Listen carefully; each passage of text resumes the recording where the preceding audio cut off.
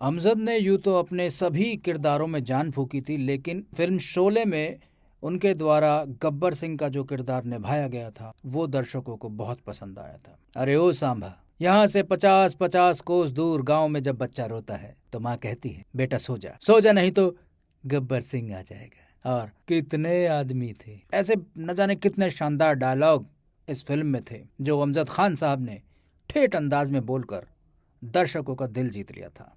इसके अलावा अमजद खान के हिट करियर में परवरिश, मुकद्दर का सिकंदर, लावारिस, देश प्रेमी, नास्तिक, सत्ते पे सत्ता, चमेली की शादी, हम किसी से कम नहीं, रॉकी, लव स्टोरी, कुर्बानी, नसीब, सुहाग, राम बलराम ऐसी तमाम सुपरहिट फिल्में शामिल हैं। अमजद खान का नाम उन चुनिंदा सितारों में शामिल होता है जिन्होंने बतौर हीरो नहीं बल्कि विलन बनकर दर्शकों का दिल जीत लिया था। अमजद खान साहब चाहते थे कि उनके पिता आदरणीय जयंत जी फिल्म शोले में उनका काम देखें, लेकिन किस्मत को ये मंजूर नहीं था। शोले 15 अगस्त साल 1975 को रिलीज हुई थी। इससे 2.5 महीने पहले 2 जून 1975 को अमजद खान साहब के पिता जयंत साहब का निधन हो गया था। अमजद खान की ये तमन्ना हमेशा अधूरी ही रही थी। इस गम को लेकर वो तमाम उम्र जीते रहे।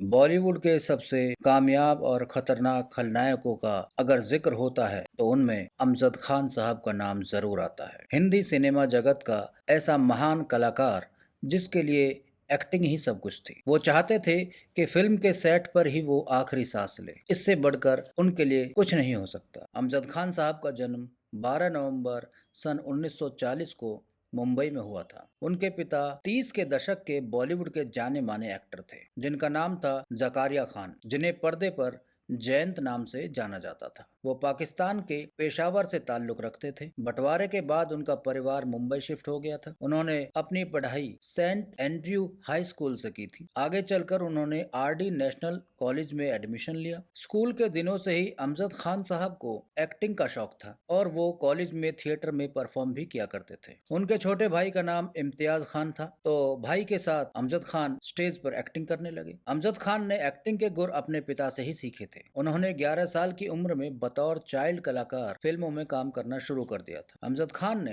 अपने फिल्मी करियर की शुरुआत बतौर चाइल्ड आर्टिस्ट साल 1951 में आई फिल्म नाजनीन से की थी। इसमें उन्होंने अपने पिता के साथ स्क्रीन शेयर की थी। इसके बाद वो राज कपूर साहब की फिल्म दिल्ली दूर नहीं में नजर आए थे। इसमें उनके अपोजिट दमदार कलाकार मोतीलाल जी थे। फिर उन्होंने कभी पीछे मुड़कर नहीं देखा। अमजद खान साहब मशहूर फिल्म डायरेक्टर के आसिफ के असिस्टेंट भी रह चुके हैं, जिन्होंने मुगले आजम फिल्म का निर्माण किया। तो के आसिफ साहब की कई फिल्मों में अमजद खान साहब छोटे छोटे किरदारों में नजर आए थे। उन्होंने साल 1973 में आई फिल्म हिंदुस्तान की कसम में भी अभिनय किया था। ये फिल्म देवानंद साहब के बड़े भाई चेतन आनंद जी ने बनाई थी। धर्मेंद्र, अमिताभ बच्चन और संजीव कुमार के बेहतरीन अभिनय से सजी फिल्म शोले साल 1975 में आई थी और ये फिल्म एक ब्लॉकबस्टर फिल्म साबित हुई थी, जिसका निर्देशन रमेश सिप्पी साहब ने किया था। अमजद खान शोले से पहले कुछ छोटे छोटे किरदार फिल्मों में कर रहे थे, इससे उन्हें कुछ खास पहचान नहीं मिली थी। लेकिन उनके एक्टिंग करियर का ग्राफ तब बढ़ा जब उन्हें शोले फिल्म में काम करने का मौका मिला, जिसमें वो मशहूर डाकू गब्बर सिंह के किरदार में नजर आए थे। शोले फिल्म का फोकस सबसे ज्यादा 2 किरदारों पर ही रहा था। एक था गब्बर सिंह और दूसरा था ठाकुर। ठाकुर का रोल संजीव कुमार साहब ने निभाया था, लेकिन गब्बर के रोल के लिए रमेश सिप्पी साहब को बहुत मशक्कत करनी पड़ी थी, क्योंकि रमेश सिप्पी साहब ने पहले डैनी को इस फिल्म में गब्बर का किरदार देने की बात कही थी, लेकिन डैनी के मना करने के बाद रमेश सिप्पी के सामने एक नया स्टार ढूंढने की चुनौती आ गई थी। फिर एक बार रमेश सिप्पी साहब अपनी बहन के एक शो को देखने के लिए गए हुए थे और उनकी बहन के को स्टार अमजद खान साहब थे। अमजद स्टेज शो में अफ्रीकी शख्स बने हुए थे और यहीं रमेश सिप्पी को अपना गब्बर सिंह मिल गया था। साल 2020 में खुद रमेश सिप्पी ने अपने एक इंटरव्यू में अमजद खान को कास्ट करने के पीछे का जो ये मजेदार किस्सा था ये बताया था। इसके लिए रमेश सिप्पी साहब को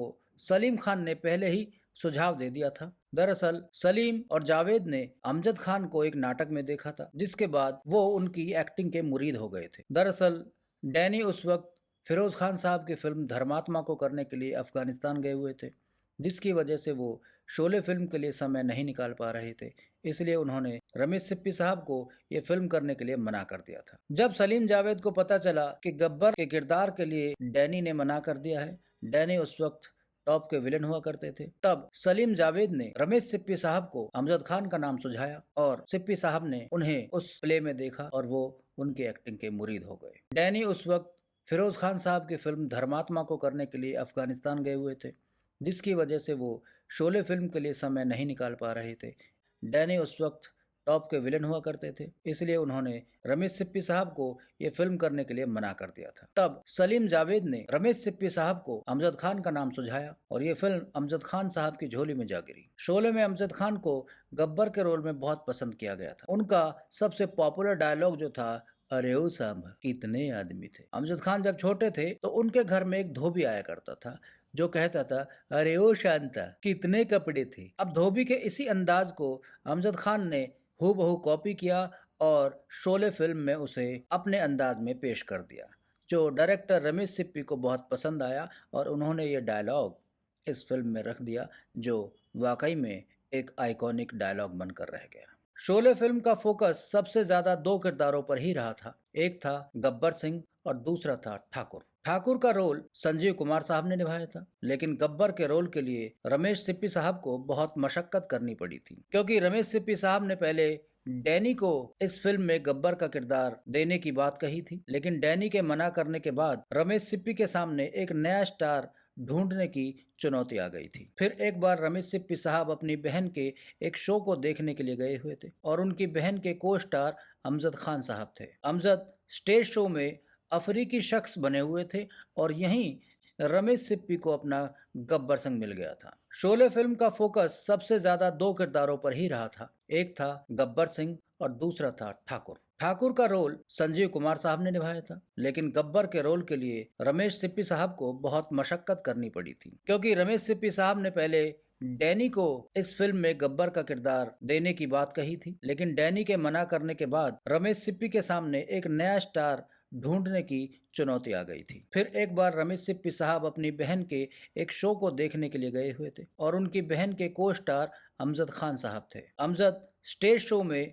अफ्रीकी शख्स बने हुए थे और यहीं रमेश सिप्पी को अपना गब्बर सिंह मिल गया था। साल 2020 में खुद रमेश सिप्पी ने अपने एक इंटरव्यू में अमजद खान को कास्ट करने के पीछे का जो ये मजेदार किस्सा था ये बताया था। इसके लिए रमेश सिप्पी साहब को सलीम खान ने पहले ही सुझाव दे दिया था। दरअसल सलीम और जावेद ने अमजद खान को एक नाटक में देखा था, जिसके बाद वो उनकी एक्टिंग के मुरीद हो गए थे। दरअसल डैनी उस वक्त फिरोज खान साहब की फिल्म धर्मात्मा को करने के लिए अफगानिस्तान गए हुए थे, जिसकी वजह से वो शोले फिल्म के लिए समय नहीं निकाल पा रहे थे, इसलिए उन्होंने रमेश सिप्पी साहब को ये फिल्म करने के लिए मना कर दिया था। जब सलीम जावेद को पता चला कि गब्बर के किरदार के लिए डैनी ने मना कर दिया है, डैनी उस वक्त टॉप के विलेन हुआ करते थे, तब सलीम जावेद ने रमेश सिप्पी साहब को अमजद खान का नाम सुझाया और सिप्पी साहब ने उन्हें उस प्ले में देखा और वो उनकी एक्टिंग के मुरीद हो गए।